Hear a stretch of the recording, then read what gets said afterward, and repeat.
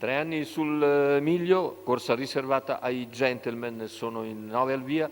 Baia dei Greppi, Bemonciac SM, Biele Starlight, Burrasca UP, Bluff dei Greppi, Brezza Gradi in prima fila, Bonita Coll, Bimbo di Mille, Brexit Baba in seconda, favori del pronostico per Burrasca OP.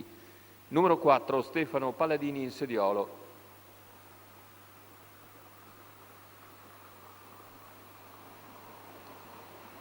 E c'è l'errore proprio di Burrasca OP, sbaglia anche Biele Starlight, forse c'è stato un Numero contatto. 3, Biele Intanto vola al comando Starlight, Bemonciac SM squalificato. nei Numero confronti di Bluff dei 4, Greppi, Burrasca veloce a OP, sistemarsi in schiena. squalificato. Quindi la favorita esce di scena, mentre all'esterno vediamo la progressione di Brezzagrad. Dopo i primi 200 in 15,3, Brezzagrad si profila, supera Bluff dei Greppi e si profila a ridosso di Bemonciac SM dopo i primi 300 metri di gara.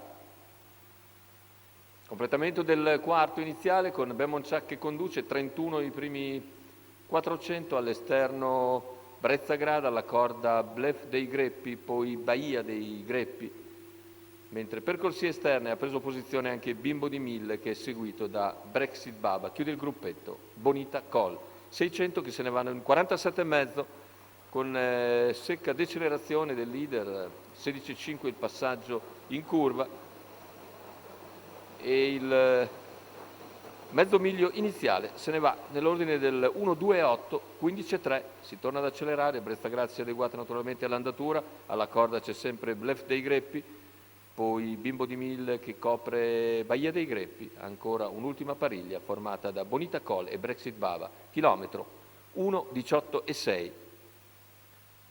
Viene via ora in terza ruota Brexit Baba che cerca di risalire dalle ultime posizioni e avanza a 500 dal palo, ma ora si allunga. E Bemonciac SM è preda di Brezzagrad che insiste all'esterno, attacca con estrema decisione sulla curva, ma la minaccia